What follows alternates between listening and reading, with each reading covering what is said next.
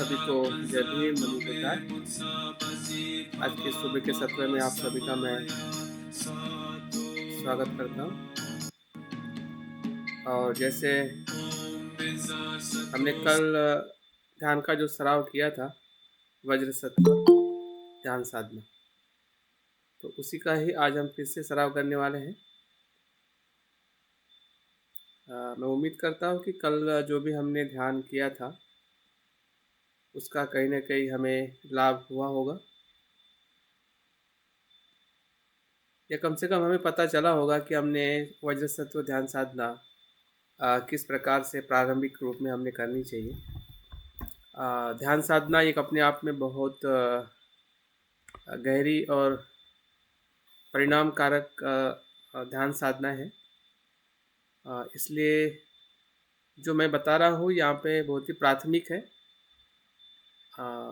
इसको सिर्फ हमें एक परिचय के तौर पे समझना है, ताकि हम जब भी इसके बारे में और अध्ययन करेंगे या और विशेष प्रक्रिया से भी ध्यान साधना को हम जब हम धारण करते हैं या उसका संकल्प करते हैं कि उस बुद्ध के गुणों को हमें हमारे जीवन में प्रतिष्ठित करना है, तो उसके अनुसार हमें ध्यान साधना को और गहराई से हमें सीखना होता है और उसका आचरण भी करना होता है। तो इस कोर्स के माध्यम से हम इतना ही जानने का प्रयास करने वाले हैं कि ध्यान साधनाएं क्यों निर्माण हुई, उसके पीछे जो मनोवैज्ञानिक या जो सत्यता है उसमें क्या छुपी हुई है, और कैसे उस सत्य का हम अनुभव ले सकें। जो सत्य इस ध्यान साधना के माध्यम से वो रूपांतरित करना बताते हैं कि हमने अपनी बुद्ध के स्वभाव को कैसे रूपांतरित करना है, और रूपांतरित करने की जो अलग अलग ध्यान साधनाओं से हम बुद्ध के गुणों के संपर्क में आते हैं, और उस गुणों का हम स्वयं अपने व्यक्तित्व में, हमारे शरीर और मन और व्यवहार में हम उसको अनुभव करते हैं। तो ये कोई जादू, कल्पना या ऐसी बात नहीं है कि वो बुद्ध की कृपा से या ऐसे कुछ चमत्कार से हमें वो प्राप्त होती है, बल्कि वो हमारे मन का स्वभाव है या हमारे मन का धर्म है कि हम बुद्ध स्वभाव को अनुभव करते हैं। तो हमारा ही आंतरिक जो जिसे हम अजागृत मन कहते हैं, जैसे कि हमें नींद में कोई स्वप्न आता है, जिस स्वप्न में ऐसी चीज़ें दिखती है, ऐसी चीज़ें होती है कि जब हम आंखें खोलते हैं तो हमें वैसी दिखाई नहीं देती है, लेकिन मन में वो पूरी तरह से सत्य के रूप में दिखाई देती है। और उस स्वप्न का अगर हम अर्थ निकालते हैं तो बहुत कुछ चीज़ें हमें उसमें से सीखने को मिल सकती है। अगर वो बुरा सपना हो तब भी हमें पता चल सकता है कि हमारा अकुशल मन किस प्रकार से हमें दुखी करता है, या हमने अकुशल मन से कैसे हमने अपने आप को मुक्त करना चाहिए। अगर कुछ कुशल भी दिखाई देता है तब भी हमारे मन का जो कुशल स्वभाव जो है उसके प्रति भी हम समझदार हो सकते हैं। लेकिन स्वप्न को हम नहीं समझने की वजह से, नहीं पढ़ने की वजह से उस समय की जो बातें हैं या कुछ एक संवाद है हमारे खुद के अजागृत मन से, उसको हम पूरी तरह से अपने जीवन में धारण नहीं कर सकते। तो वैसे ही आध्यात्मिक जीवन में जो हमारा अजागृत मन के साथ जो संवाद है, कल्पनाओं में, शब्दों में, मंत्रों में या बुद्ध के ऐसे गुणों में, जो अ, बुद्ध के गुणों को हम देखते हैं कि अलग अलग बुद्ध अलग अलग बोधिसत्व के रूप में उसको निर्माण किया गया है, वो हमारी बौद्ध परंपरा रही है, महायान और वज्रयान की। तो उस परंपरा की साधना को हमने आज के परिप्रेक्ष्य में, क्योंकि आज हम उस समय से संपूर्ण अलग है। उस समय की जो परिस्थिति, उस समय का सोचना, उस समय का मनुष्य और आज के मनुष्य में काफ़ी फ़र्क है, विशेषता वैज्ञानिक और टेक्नोलॉजी की वजह से। लेकिन मन तो वो वैसे ही है। उस समय जैसा मन लोगों का या मनुष्य का था, अज्ञान से घिरा हुआ, अंधश्रद्धा में फंसा हुआ, दुखों में रहने वाला, वैसा ही आज भी हमारा वैसे ही मन है। तो मन में तो ऐसा कोई ज़्यादा बदलाव हमारे मन में नहीं हुआ है। वो मन का बदलाव ही हमें इस ध्यान से देखना है और समझना है। बाकी बदलाव के कारण हम जो मन के भीतर देखने की जो साधन साधन है या परंपरा है, उसको हम हमेशा समझ नहीं पाते हैं, क्योंकि हमारा जो जागरूक मन है वो अजागरूक मन की तरफ जाने नहीं देता है। और अजागरूक मन हमेशा हमें संसार में ही रहने में आनंद दिलाता है। बुद्ध के आनंद में जाने के लिए हमारा अजागरूक मन बहुत कम तैयार होता है। क्यों? क्योंकि उसके साथ हम उस प्रकार से संवाद नहीं करते हैं, या उस प्रकार से उससे हम उसका उपयोग नहीं करते हैं। अगर किसी चीज़ का हम उपयोग नहीं करेंगे तो वो मन कैसे रहेगा? वो चीज़ ऐसी पड़ी रहेगी। तो हमारे अजागरूक मन के साथ में भी ऐसा ही हम हमेशा करते हैं। लेकिन इस ध्यान साधना के माध्यम से जो हम इसमें जो निर्माण करते हैं, अलग अलग बोधिसत्व को या बुद्ध को अलग अलग प्रतीकों के माध्यम से, तो उससे हमारा अजागरूक मन उसमें इन्वॉल्व होने लगता है, या उस अजागरूक मन के भीतर जो स्वभाव है या उसका जो धर्म है, बुद्ध के बुद्धत्व को समझने का या बुद्धत्व का अनुभव लेने का, उस अनुभव के तरफ वो आने लगता है। तो बोधिसत्व और बुद्ध की जो ध्यान साधनाएं हम यहाँ पे एक संक्षिप्त परिचय के तौर पे हम देख रहे हैं। और कल जो हमने वज्रसत्व संदर्शन ध्यान साधना का हमने जो सराव किया था, और उसी के ही कंटिन्यूशन में हम आज भी ध्यान वही करने वाले हैं। लेकिन थोड़ा और गहरा हो सकता है, क्योंकि कल हमारा पहला दिन था। और फिर से मैं बताना चाहूँगा कि हमारी जो कल्पना शक्ति है उसका पूरे तरह से इस्तेमाल करें। ऐसा मन में ना सोचे कि मुझे कल्पना करना नहीं आता है, या मैं कैसे करूँ, मुझे वो दिखाई नहीं देता है, ऐसा है वैसा है। ऐसा बिल्कुल ना सोचिए। हर एक मन में कल्पना का एक अपना स्वभाव है। ऐसा कोई मनुष्य नहीं है कि जिसके मन के अंदर कल्पना निर्माण नहीं होती है, और कल्पना मनुष्य नहीं कर सकता, ऐसा कोई मनुष्य नहीं है। इतना ज़रूर है कि उसको कैसे और अच्छी तरह से और आध्यात्मिक तौर पे या बुद्ध को देखने के लिए उसको कैसा इस्तेमाल करना चाहिए, उसमें कहीं न कहीं हम थोड़े कमज़ोर हैं। वो एक प्रकार की कला है, और उस कला को हमें धीरे-धीरे विकसित करना है। और उसका कहीं न कहीं हमें अनुभव भीतर से ज़रूर आएगा कि हम जो प्रयास कर रहे हैं वो कोई मन के बाहर का खेल नहीं है, या मन के बाहर का वो कार्य नहीं है। वो मन के भीतर का ही कार्य है। जिस प्रकार से हम सोचते हैं, जिस प्रकार से हम कुछ चिंतन करते हैं, उसी प्रकार से कल्पना करना, या कल्पना के माध्यम से उस विचारों को, उस भावनाओं को, या उस सत्य को डायरेक्ट रियलाइज़ करना। कल्पना शक्ति क्या करती है कि आपके सिद्धांत को, जो तत्व है या जो विचार है या जो सत्य है, उसको डायरेक्ट रियलाइज़ कराती है। इसलिए आइंस्टाइन का नाम हमने सुना होगा।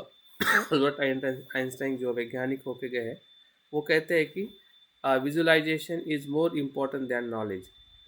मतलब ज्ञान से भी कहीं अधिक गुना कल्पना शक्ति का महत्व है। तो इस उनके शब्द में हमें दिखाई देता है कि वो इतने महान वैज्ञानिक हुए हैं कि जो बुद्ध के जो सिद्धांत जो था जिसे हम प्रतीत समुत्पाद कहते हैं सापेक्षवाद, उसी सिद्धांत को उन्होंने एक नए तौर पे उन्होंने खोजा और आज हमें जो भी आणविक शक्ति है, एटॉमिक शक्ति है, उन्हीं की वजह से आज हमें उस ऊर्जा का उपयोग करने के लिए मिल रहा है। तो ऊर्जा, शक्ति और तत्व जो है जो आँखों से दिखाई देता है और जो दिखाई नहीं देता है, जो दिखाई देता है उसी को ही हम अपने जागरूक मन से हम मानते हैं कि यह अस्तित्व है। लेकिन जो ऊर्जा दिखाई नहीं देती है, हम जिस बुद्ध की बात कर रहे हैं, जिस बुद्धत्व की बात कर रहे हैं, जिसकी प्रज्ञा की बात करते हैं, करुणा की बात करते हैं, वो शब्द समझ में आते हैं कि करुणा और प्रज्ञा क्या है। लेकिन वो हमारी आँखों से और हमारी जो 6 इंद्रिय है उससे वो दिखाई नहीं देता है। तो ऐसे कौन सी इंद्रिय है जिसके माध्यम से उसको हम देख सकते हैं? तो हमारा मन का इंद्रिय है। और मन के इंद्रिय में जो कल्पना करने की जो ताकत है, जो सोच, उस ताकत को अगर हम बढ़ाते हैं तो हमें वो भी दिखाई देता है कि जो उससे पर है। और उसके लिए हमें किसी प्रतीकों की या किसी सिंबल की या ऐसे कुछ निर्माण करने की ज़रूरत होती है। हाँ? और उसके तरफ हमारा देखने का नज़रिया वो बहुत ही स्पष्ट होना चाहिए। वो भौतिक नहीं होना चाहिए। जिस प्रकार से हम भौतिक वस्तु को आँखों से देखते हैं, वैसे ही वो होती है, ऐसा नहीं है। उसके जैसी होती है। जैसा हमने आदर्श और प्रतीक को में देखा कि प्रतीक वो है कि जो भौतिक वस्तु जैसा ही उसी के ही रूप से बना हुआ प्रतिरूप। जैसे कि अगर हम कमल देखते हैं, अभी कमल तो हमने आँखों से देखा है। अभी आप उसी कमल को आपके मन में देखोगे वैसा ही, तो वो कमल का देखने का कोई मतलब नहीं हो, तो आँखों से भी देखते हैं। अभी आपको कमल वहाँ पे ऐसा देखना है कि जो कमल जैसा है, लेकिन वो सफ़ेद है और ट्रांसेंडेंटल है, प्रकाशित है, प्रकाश से बना हुआ है, रेडिएंट है ना? तो उस रेडिएंट कमल को देखना है, नहीं कि जो पानी में खिलता है वो कमल। समझ में आ रहा है ना? कल्पना आँखों से देख के देखना, जैसा कि हमने आँखों से देखा और मन से देख रहे कि वो कमल है, जो हम भौतिक जगत में देखते हैं। तो वो तो मन में दिखाई देता है, लेकिन उस प्रतीक की प्रतिमा से हमें उस प्रतिमा को निर्माण करना है या देखना है कि ऐसा ही और एक कमल है, जो मैं अपने मन की कल्पना से सृजन करके देख पा रहा हूँ। वो है कल्पना शक्ति। उसका उस प्रतीक को जब हम निर्माण करेंगे तो हमारे मन के भीतर जो अजागृत सोच जो है, अजागृत मन जो है, वो उसमें इन्वॉल्व होगा, क्योंकि उसको उसकी भाषा समझ में आती है। अबे जिसको जो भाषा, जैसे मैं हिंदी में बात कर रहा हूँ और आपको हिंदी समझ में नहीं आती है, तो आपके मन के साथ मैं कैसे संवाद कर सकता हूँ? ठीक है ना? तो संवाद ही नहीं करूँगा तो मेरी बात आप तक कैसे पहुँच पाएगी? वैसे ही हमारे जो अजागृत मन में जो बुद्धत्व का खजाना है, हाँ, या रहस्य कह सकते हैं या उसी को शक्ति कहते हैं, उसी को ही बुद्धत्व कहते हैं। तो उसको हमें बाहर लाने के लिए या ऊपर उठाने के लिए या उसको संसार से मुक्त करने के लिए, है ना, वो संसार में फंसा हुआ है। अभी संसार में फंसी हुई चीज़ को अगर हमें ऊपर उठाना है तो ऐसी उसको चीज़ हमें दिखानी पड़ेगी, ताकि वो उधर आकर्षित हो सके और वो बात समझ सके कि ये मेरा स्वभाव है। मैं आसक्त नहीं हूँ, मैं अनासक्त हूँ। मैं नित्य नहीं, मैं अनित्य हूँ। मैं अशुद्ध नहीं, मैं शुद्ध हूँ। तो ये जो सुनने में, पढ़ने में हमें बहुत अच्छा लगता है कि कितना सुंदर है, जब मेरा ऐसा इतना अच्छा स्वभाव है, फिर भी मैं दुखी क्यों हूँ? तो इन सभी बातों को हमें अगर अनुभव करना है कि वो सही में क्या है, तो हमें ऐसे ही जो प्रतीकात्मक जो हम मन में इस साधना करने वाले हैं, एक जैसे कि हमने देखा था कि वज्रयान की निर्मित ही अ, मन को रूपांतरित करने के लिए हुई है। ये मन का परिवर्तन है या मन की शक्ति का रूपांतरण कह सकते हैं, उसका उपयोग कह सकते हैं कि मन की शक्ति का डायरेक्ट कैसा इस्तेमाल करें। हुँ? जैसे कि हम कोई चित्र देखते हैं और हमारे मन में एक भय निर्माण होता है। हुँ? कोई आप चित्र देखते हैं जो भयंकर है, जो आपको नापसंद है और आपके मन में भय निर्माण होता है और आपका शरीर और मन अस्वस्थ हो जाता है। वैसे ही अगर आप ऐसे बुद्ध का रूप देखते हैं, सिंपल सी बात देखिए, अगर उसमें ये हो सकता है तो इसमें क्यों नहीं हो सकता है? अगर आप किसी राक्षस की या ऐसे कोई कल्पना की आप कल्पना करिए, जैसे कि अभी कोरोना में हमें मृत्यु का भय आ गया था। अभी भय को आप यम बोलो या मृत्यु बोलो या कुछ भी बोलो, लेकिन वो तो वही है ना, भय है ना। हाँ, और भय की कल्पना से अगर हमारे मन में जो परिणाम हुआ था, वो अभी भी होता है, तो क्या वो नहीं हो रहा है? बिल्कुल हो रहा है। उसका दुःख आज भी हमें टेंशन है, चिंता है, भय है या बहुत सारे शारीरिक बीमारियाँ उस पे हो चुका है और अभी भी हो रहा है। तो वो अकुशल भाव की कल्पना का ही परिणाम है और इसलिए कहते हैं कि मानसिक तौर पे हमने काउंसलिंग करनी चाहिए, ध्यान करना चाहिए। अ, ये इसी के लिए उपयोगी हो रहा है। तो ये हमारा ध्यान जो है एक प्रकार का हमारी जो अजागृत मन की जो शक्ति है या उसको समझने का या उसका साक्षात्कार करने का एक बहुत ही अच्छा हमें अवसर हम ले रहे हैं। तो प्रतीक का जैसा मैंने बताया कि आपके मानसिक तौर पे हमें अ, कमल देखना है या कुछ शब्द जो बताए जाते हैं कि जैसे कि शब्द का अगर हम इसमें हमने ध्यान किया था पंचस्कंद के अंदर संस्कार के पहले जो संज्ञा थी, तो ये संज्ञा ही है। बीज शब्द क्या है? एक आप शब्द को देखते हैं और उसका बाद में रूपांतरण होते हुए देखते हैं। कोई भी शब्द जो है अपने आप में नित्य नहीं है ना? लेकिन देखना भी ज़रूरी है ना, बिन शब्द से तो हम आगे नहीं बढ़ पाएँगे। इसका मतलब देखना और नहीं देखने से हम पर चले जाते हैं। देखना भी है, पकड़ना भी नहीं है, हाँ? लेकिन उसका वजूद जो है रूपांतरित है। जैसे हम शब्दों को सुनते हैं, विजुअलाइज़ करते हैं, तो वही शब्द जो है रूपांतरित होते हम देखते हैं कमल में। कमल के बाद में उसी में एक और एक शब्द निर्माण होता है, बीज निर्माण होता है और वही बीज फिर वज्र में रूपांतरित होता है, हाँ? और वही वज्र का जो प्रकाशित वज्र जो है, वो वज्र सत्व में रूपांतरित होता है। मतलब उसमें आप देखिए कि जैसे कि अगर उदाहरण के तौर पे अगर आप देखते बीज, है ना? बीज का जो आकार जो होता है, हाँ? जब आप देखते हैं तो वो छोटा बीज होता है ना? जिसका आकार वो छोटा होता है, दाने जैसा होता है। हाँ, उस दाने को जब आप ज़मीन में डालते हैं, हाँ? हाँ, ज़मीन में डालते हैं या पानी में डालते हैं तो क्या सुबह फूल जाता है। हुँ? उसमें से एक अंकुर आने लगता है, रूपांतरित होता है। वैसे ही हमारा जो प्रतीक हम जो देखते हैं और उसको रूपांतरित होते देखते हैं, तो आप उसी प्रकार से देखें।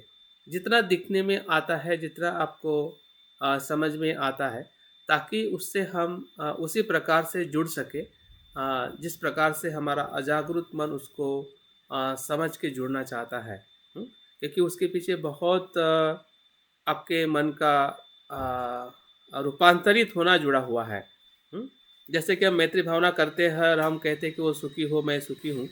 तो उस भावना के अंदर अगर हम कल्पना ना हो या एक चित्र ना हो या एक कृति ना हो, भीतर में घटने वाली कृति को अगर हम नहीं देखें, तो वो मैत्री इतनी परिणामकारक नहीं अनुभव होती है। जैसे कि हम कहते हैं कि मैं शीलवान बनूँ और शील की कृति ही हमें दिखाई ना दे। मैं दान दान मैं दानवीर बनूँ, मैं ध्यानशील बनूँ और ध्यान की कृति ही आपको दिखाई ना दे, तो वो ध्यान करने का या ध्यानी बनूँ का मतलब क्या? हाँ? जब मैं प्रज्ञावान कहता हूँ, तो उस प्रज्ञा का मुझे अनुभव ही नहीं हो रहा है कि हाँ, मैं यहाँ पे भी अनित्य देखता हूँ, वहाँ पे भी अनित्य देखा था या मुझे सब अनित्य दिखाई देता है या नहीं दिखाई देता है, तो मैंने अनित्य देखना चाहिए। ऐसी अगर कल्पना अगर हमारे मन में निर्माण ही नहीं होती हो या उसको आप देख ही नहीं पा रहे हैं, तो वो प्रज्ञावान होने का मतलब क्या?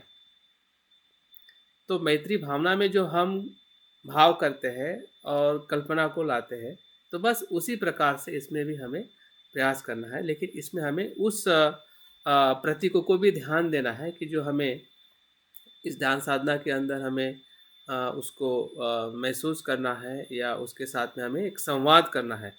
तो उसके साथ संवाद करते-करते ही हमारा जो उसके साथ एक तालमेल जो है एक रूपांतरण होने का निर्माण हो जाता है और हमें ध्यान के भीतर जाने का हमें अवसर मिल सकता है और बुद्ध के उस रूप को हम देख सकते हैं जो हम आंखों से बुद्ध रूप को देखते हैं।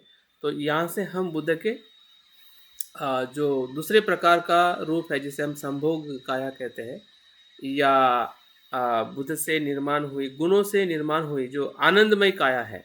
अगर संभोग काया कभी-कभी शब्द हमें सुनने में और समझने में थोड़ा ये लगता है, हाँ, लेकिन हमने शब्दों से पर उठ के देखो, संभोग शब्द सुनने से ही संज्ञा से हमें कुछ दूसरी भावना निर्माण हो जाती है, हाँ, कि जो भावनाएं जो संज्ञा से जो निर्माण हुई है, हाँ, क्योंकि इसलिए हुई है क्योंकि उस प्रकार से हमारी उसके प्रति भावना है,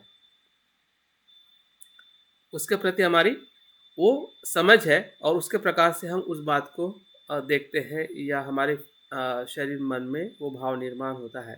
हाँ, लेकिन अगर हम देखते हैं कि संभोग का मतलब है, यही शारीरिक संभोग का अर्थ नहीं है, ये मानसिक संभोग का अर्थ है कि मन के भीतर जो आनंद है, उस आनंद के साथ में हमें एकरूप होना है या उसका आनंद लेना है। हुँ? किस आनंद के साथ में? बुद्ध के गुणों के आनंद के साथ में।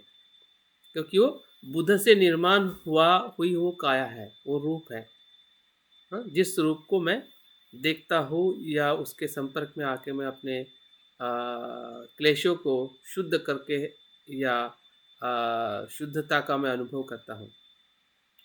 तो इस प्रकार से हम अपने प्रतीकों को और बोधिसत्व साधना को या आज जो वज्रसत्व साधना का हम फिर से सराव करने वाले हैं और कल हमने जिस प्रकार से वज्रसत्व के प्रकाश को या उनकी पूरी जो आनंदमय शक्ति है जिसे कुंडलिनी शक्ति कहते हैं, जो वज्रसत्व से जो हमें हमारे भीतर जाने का जो विधि हमने देखा था कि हमारे जो मस्तिष्क का जो बीच का जो अ, हिस्सा है वहाँ से वो भीतर आके पूरे शरीर में नदी के प्रवाह की तरह या पूरे शरीर में फैलती है और हमारे भीतर जो भी अ, अशुद्धता है, हाँ, उस हर जगह पे पहुँच के वहाँ पे सभी को शुद्ध करती है। तो उसी प्रकार से आज दूसरी विधि है कि आज हम उसी ही बोधिसत्व के शक्ति को हम दूसरे प्रकार से आज अनुभव करने वाले हैं कि वो अमृत है। अमृत जिस प्रकार से शरीर में जाता है और पूरा जो अकुशलता जो है पूरा ऊपर आती है, जितनी भी बुराई है वो पूरी ऊपर आती है और धीरे धीरे वो जो अमृत जो है, हाँ, वो भीतर जाता है और जितनी भी बुराई है उसको धीरे धीरे बाहर निकालते हैं। जितने भी हमारे शरीर में अ, प्रवेश द्वार है, सर है, हाथों में से पैरों में से जो भी हमारे ये छिद्र है, हाँ, उसमें से पूरी तरह से वो बाहर निकल जाती है। हुँ? तो इस प्रकार से हमें आज ध्यान को हमें अनुभव करना है। तो आप ध्यान के लिए बैठ जाइए, आप आसन ग्रहण कर लीजिए। अभी हम प्रत्यक्ष रूप में ध्यान की तरफ हम आगे बढ़ते हैं। मैंने जो कुछ भी बताया है मैं इसलिए प्रयास किया है कि ताकि हम हमारा ध्यान एक सही डायरेक्शन से हम कर पाएँ, क्योंकि ये आपके लिए भी उतना ही नया है जितना मेरे लिए भी। मैंने कुछ ध्यान साधना इसमें की है, लेकिन इतना भी मैं इसमें परफेक्ट नहीं हूँ। परफेक्ट नहीं इसका मतलब ये नहीं है कि हम मिल के नहीं कर सकते हैं। कुछ चीज़ें मुझे जो समझ में आ रही है या मैं समझा पा रहा हूँ, और आप शायद उसको उसी प्रकार से समझ रहे हैं, तो मिलके हम ज़रूर इसका जो अनुभव है हम ले सकते हैं। आपकी बैठक आपने सुखद ऐसी ले ली है।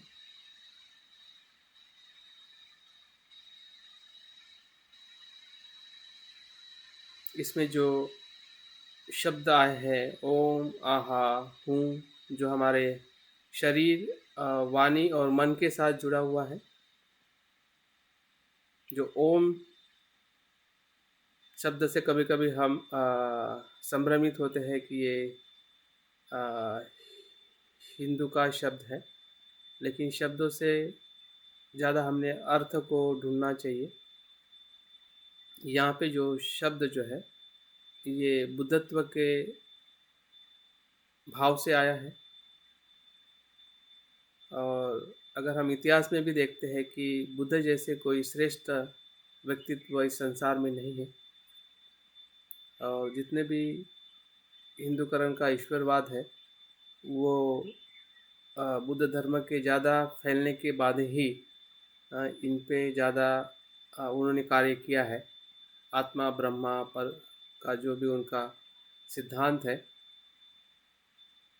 ये बुद्ध के धम्म के प्रचार प्रसार के बाद में ही जो बुद्ध के जो गुण थे उसी को उन्होंने अपने ईश्वर के गुणों में ढालकर उन्होंने ऐसे शब्द का इस्तेमाल करते हुए वो अ, शब्द का उपयोग करते हैं। लेकिन अगर देखा जाए तो ओम शब्द कोई शब्द नहीं है, वो ध्वनि है। और अगर हम जो नमो कहते हैं उसमें भी वो ध्वनि आता है। तो ध्वनि के हिसाब से अगर हम देखते हैं कि नमो बुद्धाय, हाँ, तो बुद्ध को जब हम शरण जाते हैं तो उसी ही ध्वनि से इस शब्द का भी एक निर्माण हुआ है, ऐसा हम देख सकते हैं। आहा जो हमारा कंठ है, वो आँख का केंद्र है। और हूम जो है वो हमारे हृदय का केंद्र है। तो ये तीनों केंद्रों को हम वज्र सत्व में देखते हैं, और उसी वज्र सत्व के केंद्र से हम जुड़ जाते हैं, और हम भी उसी भाव में हम अपने आप को देखने का प्रयास करते हैं। तो आप अभी हम ध्यान की तरफ आगे बढ़ रहे हैं। आंखें बंद करें। देखिए कि आपकी बैठक सुखद है, आनंददायी है, तनाव मुक्त है।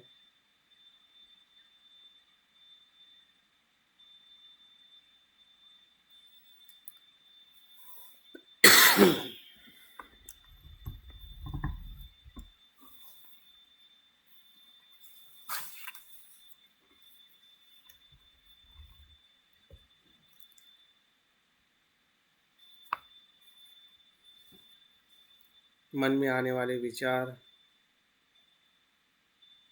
हम देख पा रहे हैं। अनेकों विचार हैं जो आ रहे हैं और चले जा रहे हैं।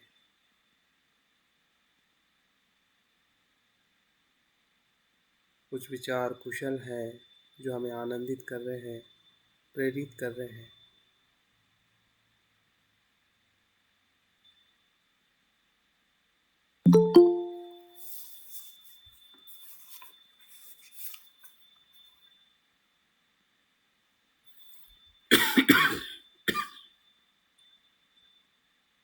देखिए, ऐसे ही आनंदित और धम्मचंद के विचारों से हम संपर्क में आ रहे हैं।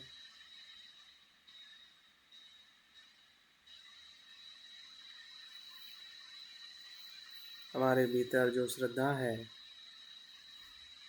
बुद्ध धम्म संघ को समर्पित होने का भाव हम देख पा रहे हैं।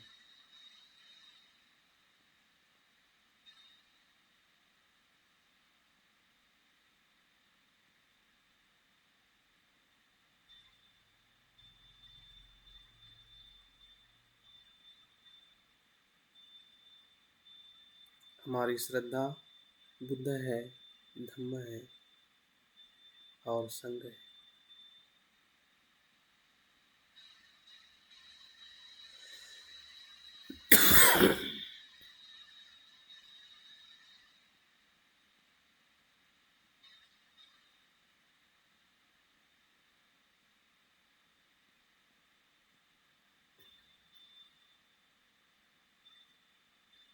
ये श्रद्धा सभी के करुणा के लिए है।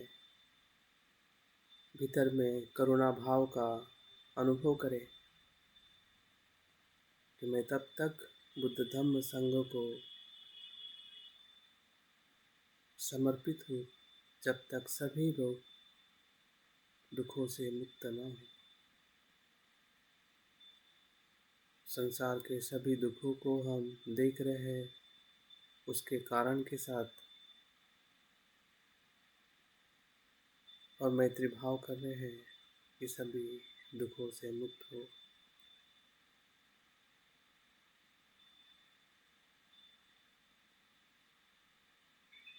सभी सुखी हो कुशल कर्म के साथ।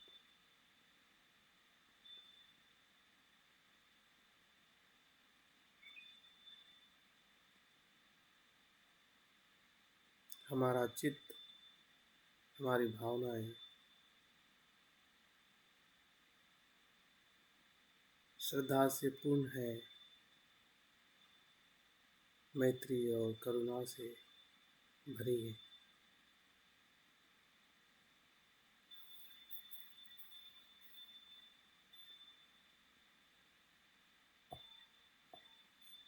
देखिए कि संसार में सभी लोग हमारे साथ ध्यान साधना कर रहे हैं।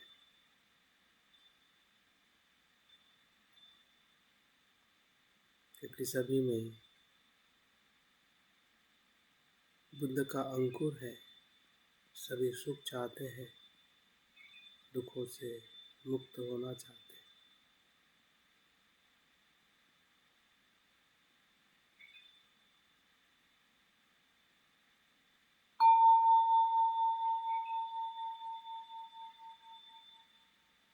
वज्र सत्र ध्यान के लिए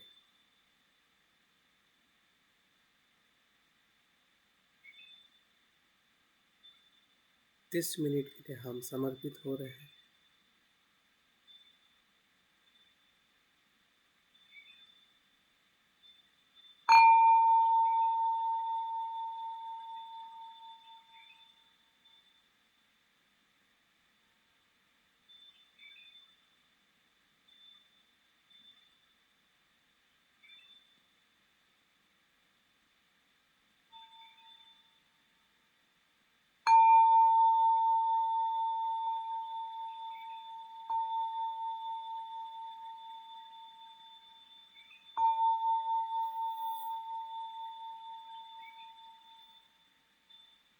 जो वज्र सत्र बुद्ध की धर्म काया है,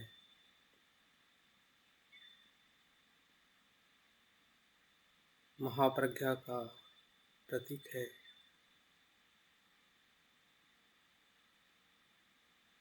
अभेदी है,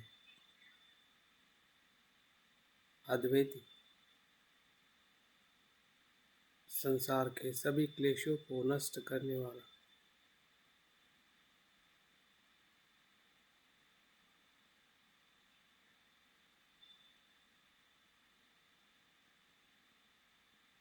वज्र सत्र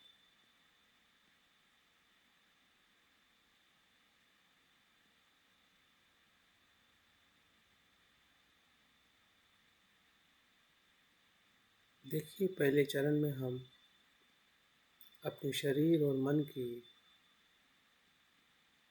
सजगता बनाए हुए प्रयास करें। सांस का आधार लेते हुए जागृति का विकास करें।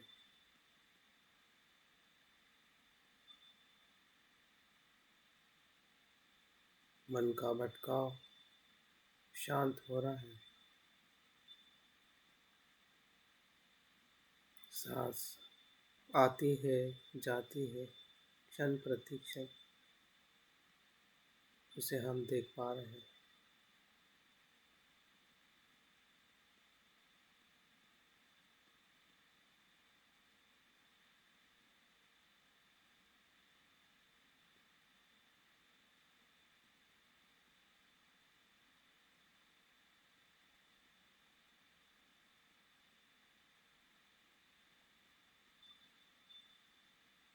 जैसे जैसे हम सजग हो रहे हैं,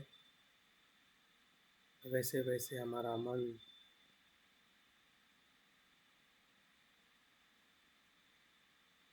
शांत हो रहा है।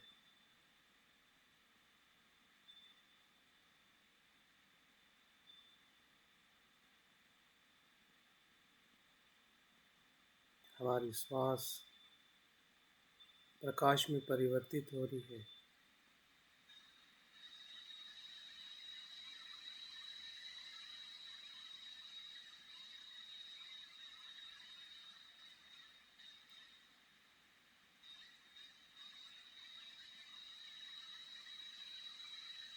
और हम अपने सर के ऊपर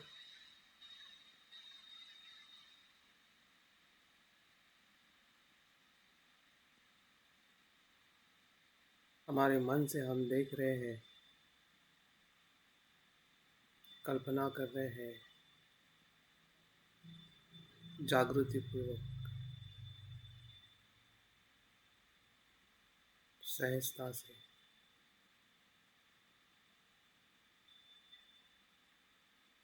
हमारे मन की कल्पना शक्ति का आधार प्रतित्य समुत्पन्न है।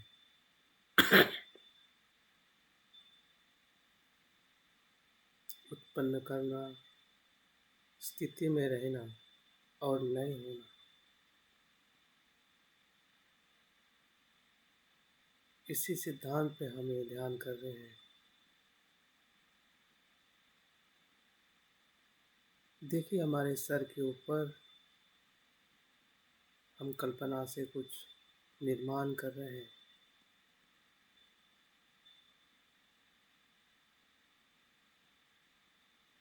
ऐसा शब्द है जो वज्र सत्व का बीज मंत्र है।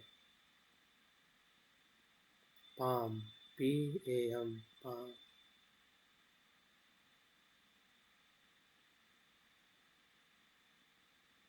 ऐसा शब्द उत्पन्न हो रहा है। देखिए, वही पाम शब्द एक सुंदर शुभ्र ऐसे कमल पुष्प में रूपांतरित हो रहा है।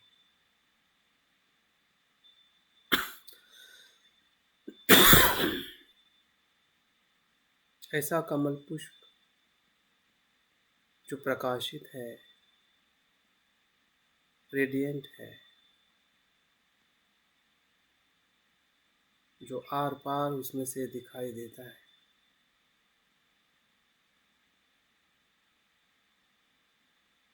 ऐसा शुभ्र प्रकाशित तेज से भरा हुआ कमल पुष्प हमारे सर के ऊपर हम देख पा रहे हैं।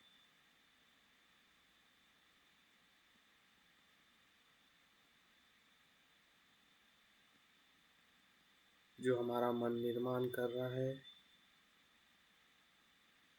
उसमें हम आनंदित हो रहे हैं।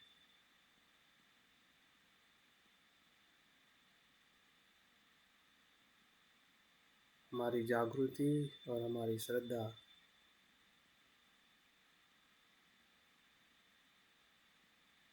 और हमारी प्रज्ञा तीनों का भी तालमेल है। देखिए, उस शुभ कमल पुष्प के ऊपर और एक बीज मंत्र उत्पन्न हो रहा है। वह आहा, AH, आहा।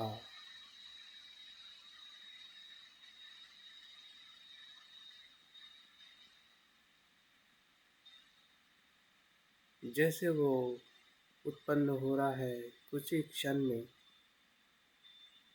वो भी रूपांतरित हो रहा है वज्र में, जिसमें 5 दिशाएं हैं।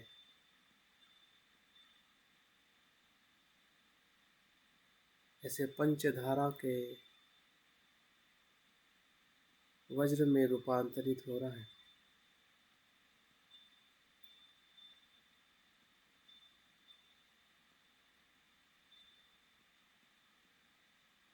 ये भी वज्र कोई धातु का नहीं है जैसा हम देखते हैं। ये भी तेज से भरा हुआ है, प्रकाशित है।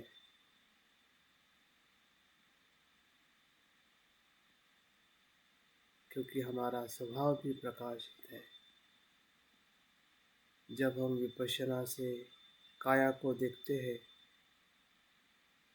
पूरी काया तरंगों से बनी है।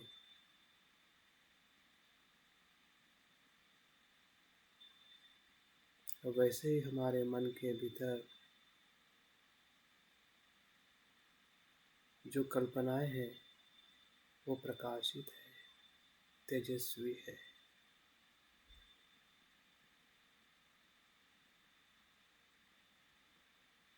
जो कुछ भी हम सोच रहे हैं और कल्पना कर रहे हैं वो अद्भुत है, आनंददायी है।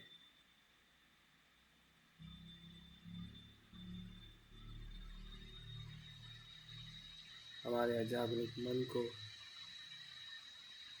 शुद्ध करने की प्रक्रिया है।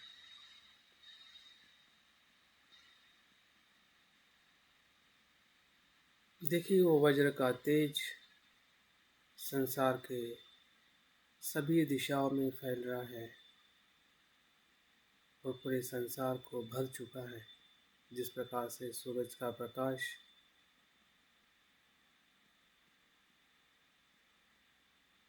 इस पृथ्वी पर भर जाता है, ये पूरे ब्रह्मांड में भरा है। कोई ऐसी जगह नहीं है जहाँ पे प्रकाश नहीं जा रहा है।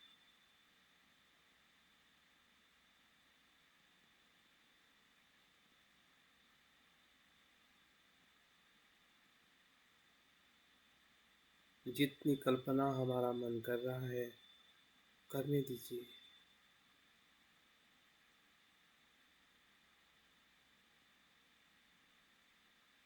अगर नहीं हो पा रहा है तब भी चिंता ना करें। अपने मन को बुरा ना करें, बुरा ना कहें।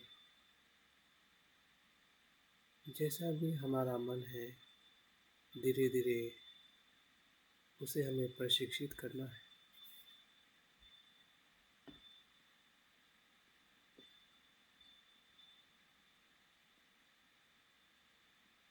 जो शब्द हम सुन रहे हैं उसी शब्दों का रूपांतरण हो रहा है कल्पनाओं में। ऐसी कल्पना, ऐसा प्रतीक जो प्रकाशित है, तेजस्वी है, शुभ्र है।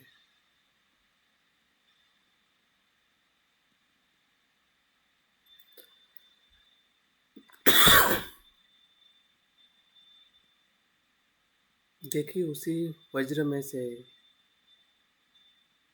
वज्र सत्व का निर्माण हो रहा है। जैसे कोई बीज में से अंकुर निकलता है और उसी अंकुर में से एक महावृक्ष विकसित होता है।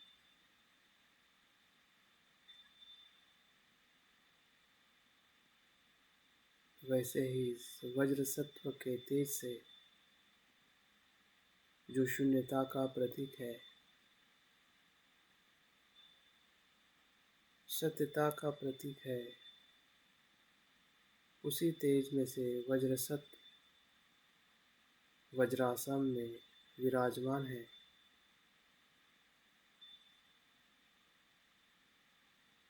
जो तेज से निर्माण हुआ है वो भी तेजोमय है।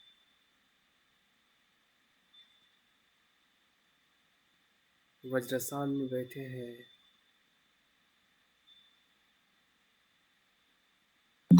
वो भी शुभ रंग के हैं।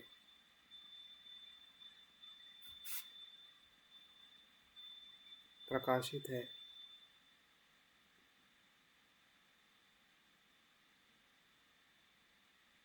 देखिए उनके रूप को।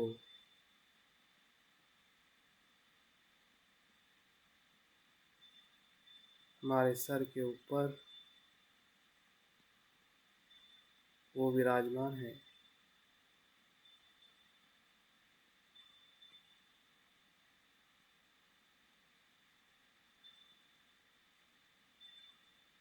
सुंदर ऐसे रेशमी वाले वस्त्र परिधान किए हैं।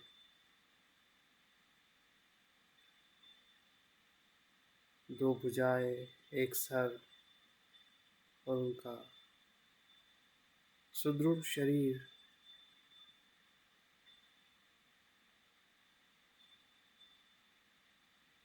जैसे कि 16 वर्ष का युवा।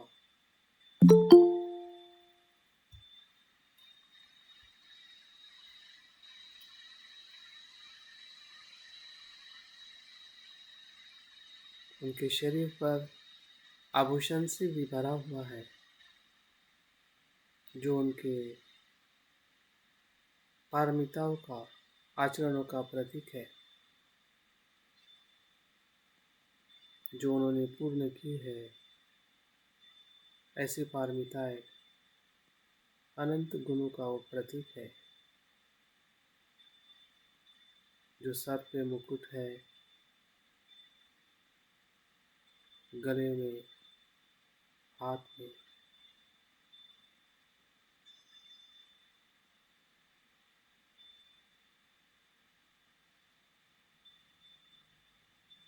देखिए उनके दाहिने हाथ में एक बेल है, जो करुणा का प्रतीक है। जैसे हम बेल बजाते हैं और अनेकों लोग सुनकर उसमें आनंदित होते हैं, वैसे ही करुणा है, सभी को अपने भीतर समाविष्ट करती है।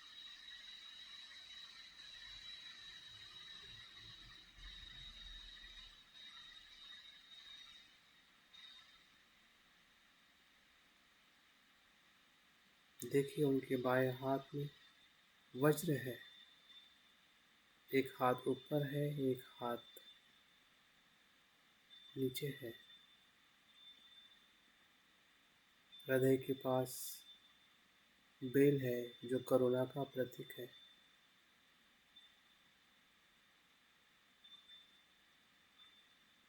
और जो वज्र है, जो एक हाथ उनका एक गोदी में है, उसमें वज्र है।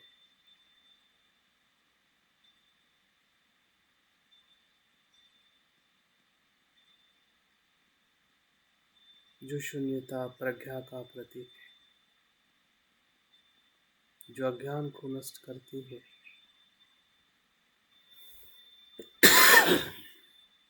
सभी बंधनों को तोड़ देती है। ऐसी शून्यता।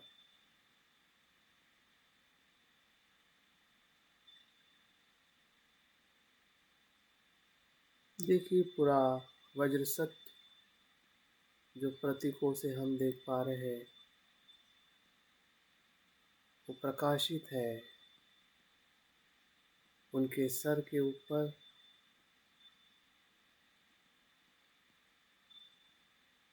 ओम शब्द से केंद्र प्रकाश हमारे तरफ आ रहा है।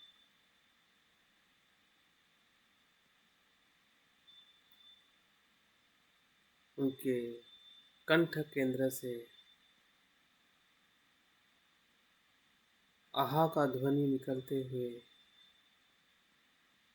हमारे तरफ आ रहा है।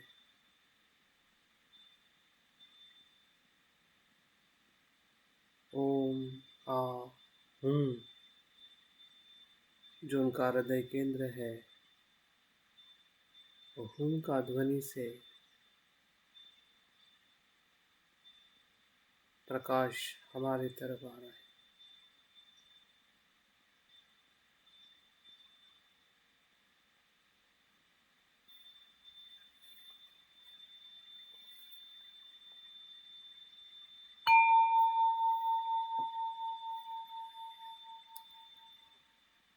देखिए, वज्र सत्व का तीनों केंद्रों से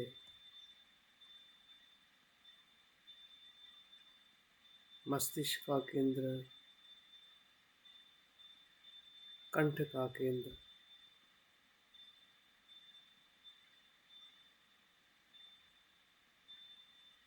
और हृदय का केंद्र, तीनों केंद्रों से कुंडलिनी शक्ति का प्रकाश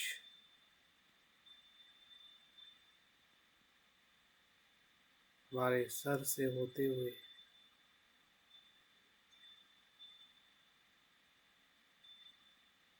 स्पर्श करते हुए, भेदते हुए, जो अमृत है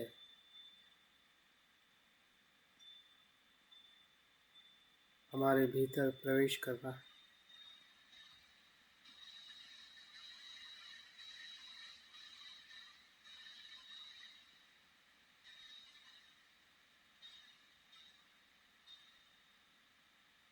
ये बुद्धत्व की शक्ति है जो प्रकाशित है, प्रज्ञा और करुणा से भरी है, जिसे हम अमृत कहते हैं। हमारे शरीर में गहराई तक, मूल तक, मूलाधार तक पहुंच चुकी है।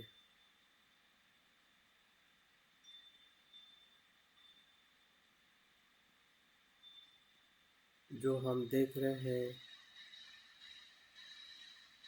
उसे जागृति से अनुभव करें।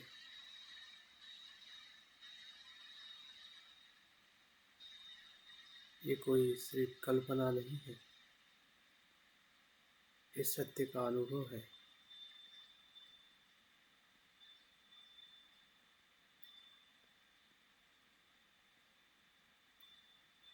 जो हम अपने कल्पना शक्ति से, श्रद्धा से, प्रज्ञा से देख पा रहे हैं।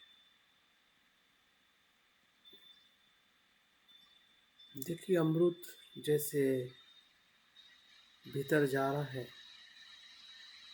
वैसे हमारे भीतर का जो विष है, नकारात्मकता है, उथल पुथल हो रही है और वो भी बड़ी शक्ति से बाहर ऊपर की तरफ आ रही है।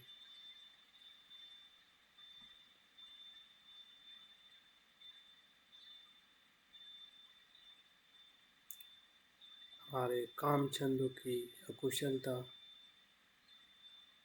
द्वेष की अकुशलता, हमारे किए हुए सभी पापों की अकुशलता, जो हमने इस जन्म में या पूर्व जन्म में भी किए हो, काया से, वाणी से, मन से, किसी भी कारण, जानकर ना जानकर,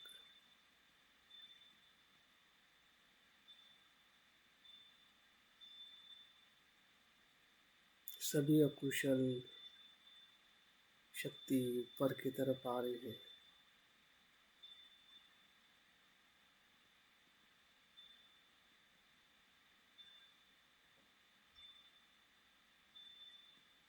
देख पा रहे हैं, बड़ा दर्द हो रहा है। भय भी लग रहा है कि बहुत कुछ अशुद्ध है, लेकिन हम जागरूक हैं, श्रद्धावान हैं।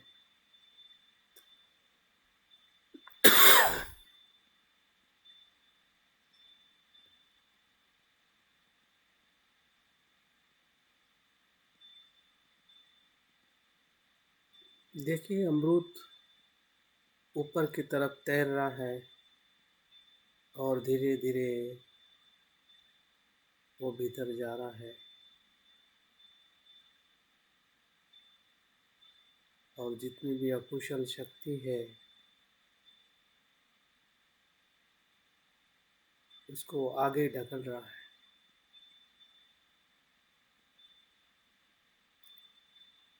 अमरूद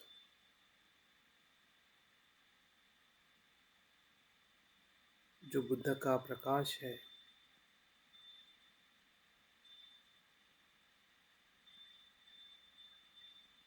जो शक्ति है, वह कुशलता को आगे की तरफ ढकेल रही है। अमृत उसकी जगह ले रहा है और कुशलता ऊपर की तरफ और ऊपर की तरफ करते करते करते वो सिर की तरफ ऊपर से बाहर निकल रही।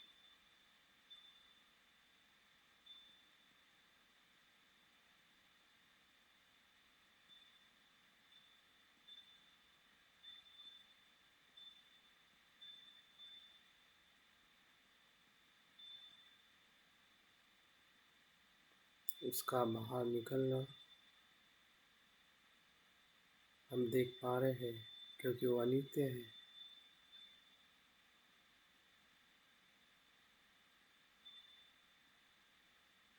जब बुद्ध है वहाँ पे अकुशलता रह नहीं सकती।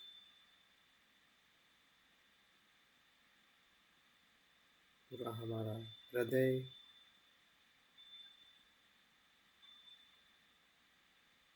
हमारी वाणी और हमारा मन इस अमृत की धारा में बुद्ध स्वभाव हो गए।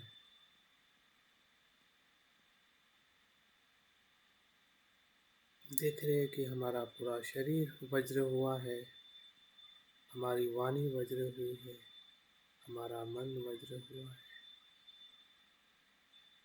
वज्र का अनुभव जो अभेद है,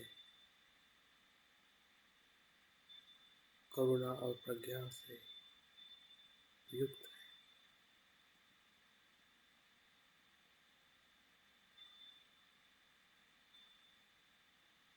सभी क्लेशों से मुक्त है। यही मेरा बुद्ध स्वभाव है।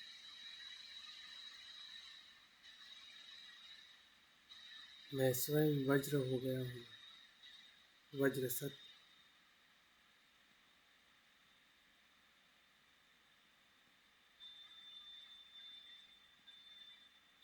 हमें परम आनंद का अनुभव हो रहा है।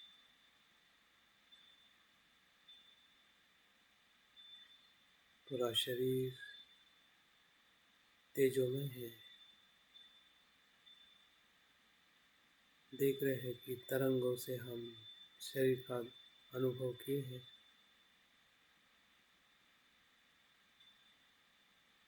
अभी हम देख रहे हैं कि शरीर तेज से भरा है। कहीं पे भी ऐसा मैं नहीं है जिसमें आसक्त है।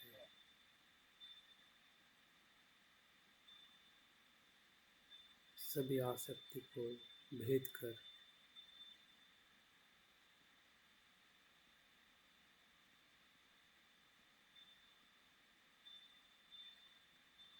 अनुभव कर रहा हूँ।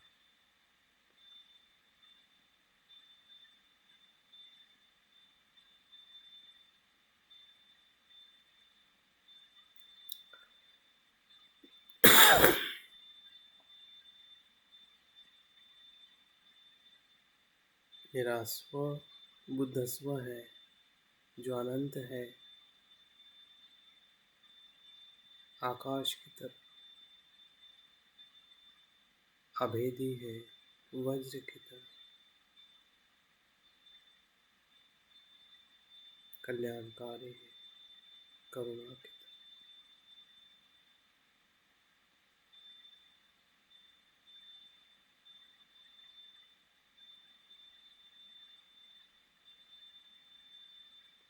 इस स्थिति का अनुभव करें जो हमने निर्माण किया है और जो निर्माण हुआ है।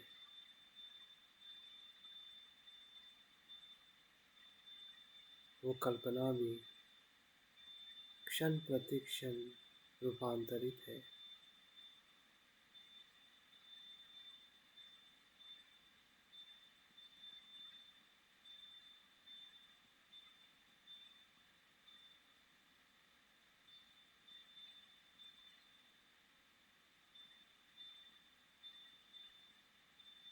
शून्यता शून्यता है।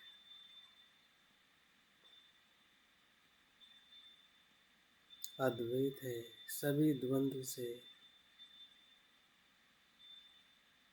मुक्त है।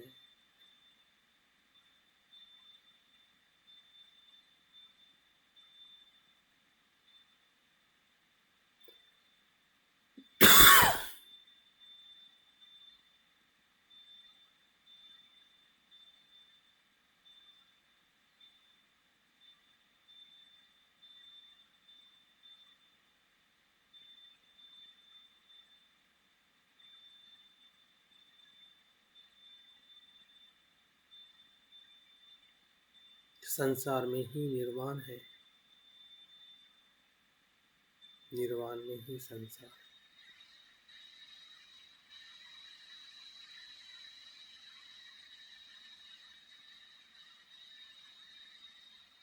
जहाँ पे आसक्ति नहीं है वहाँ संसार।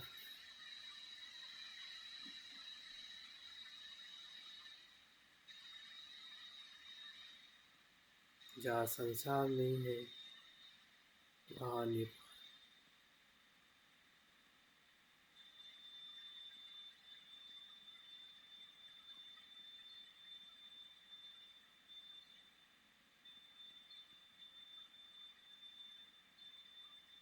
हमारा व्यक्तित्व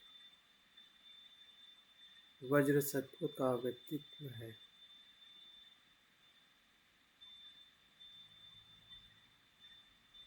बुद्धत्व है। बुद्ध स्वभाव।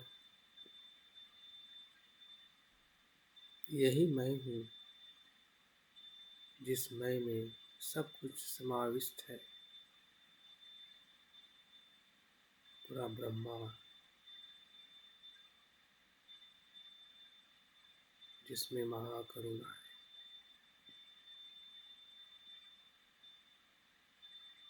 महाप्रज्ञा।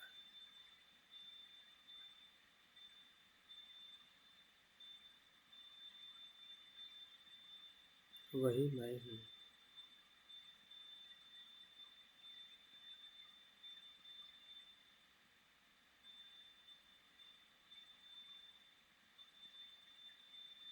जिसे मैं पहले समझता था वो मैं नहीं हूँ। जो मर्यादित, संकोचित, आसक्त से पूर्ण, ऐसा नहीं।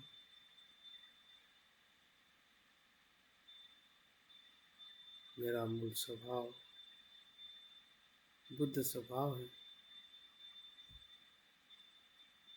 जिसको मैं सुनता था उसको अभी मैं देख पा रहा हूँ। श्रद्धा से, जागृति से, प्रज्ञा से।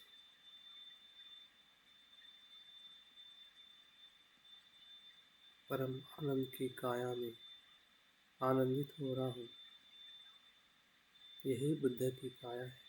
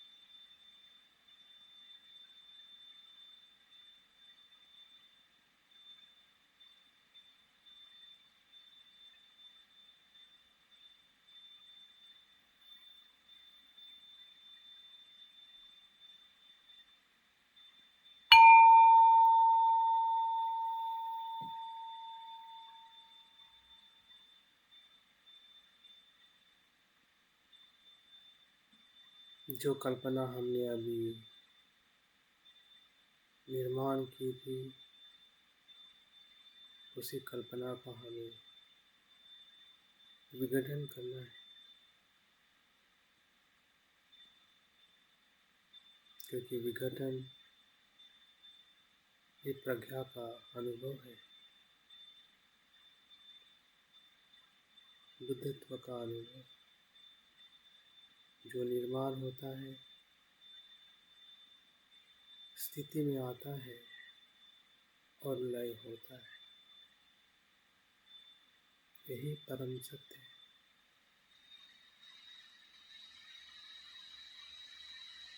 उसी का अनुभव लीजिए। देखिए, जो प्रकाश वज्र सत्व से हमारे तरफ अमृत के रूप में आया था,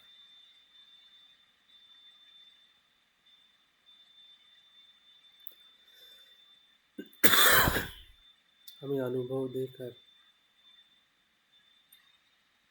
हमने अनुभव ले लिया है, और अभी हम वो वापस जाते हुए देख रहे हैं कि वज्र सत्व में वो विलीन हो रहा है। वज्र सत्व का रूप जो हमने निर्माण किया था, प्रतीकों के साथ, उसकी काया के साथ, वो तेजों में वज्र में विलीन हो रहा है।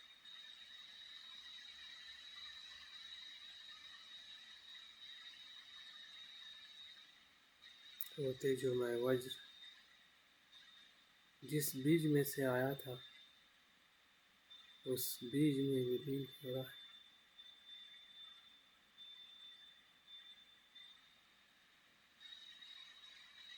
जो बीज मंत्र उस तेजोमय कमल से निर्माण हुआ था,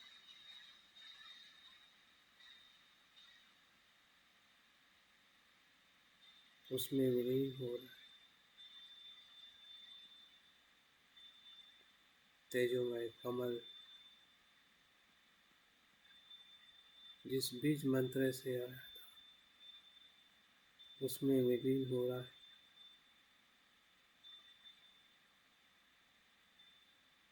ये बीज मंत्र हमारे मन के आकाश से आया था, मन के आकाश में विलीन हो रहा है, और मन का आकाश इस महाशून्यता में विलीन। अभी हमें शून्यता शून्यता का अनुभव हो रहा है।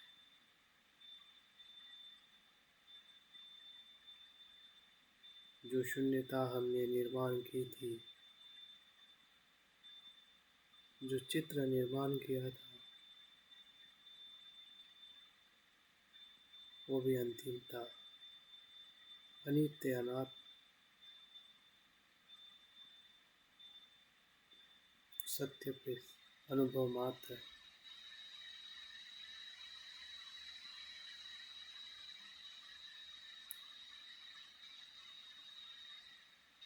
सभी द्वंद्व से मुक्त है,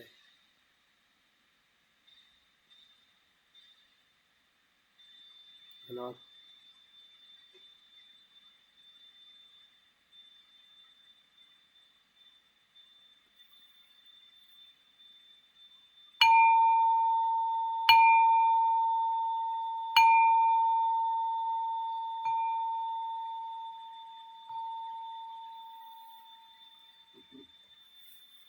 धीरे धीरे ध्यान का समापन करते हुए अवलोकन करें कि जो भी अनुभव हो रहा है, उससे हमने अपनी काया को, वाणी को और मन को रोज के जीवन में वज्र जैसा अनुभव करना है। ऐसा संकल्प लेते हुए ध्यान को समाप्त करें और आंखें बहुत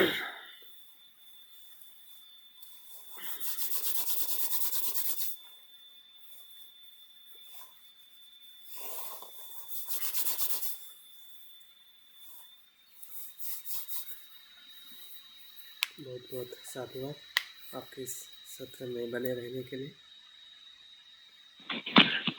बहुत बहुत धन्यवाद डॉक्टर मनीष मेश्राम जी।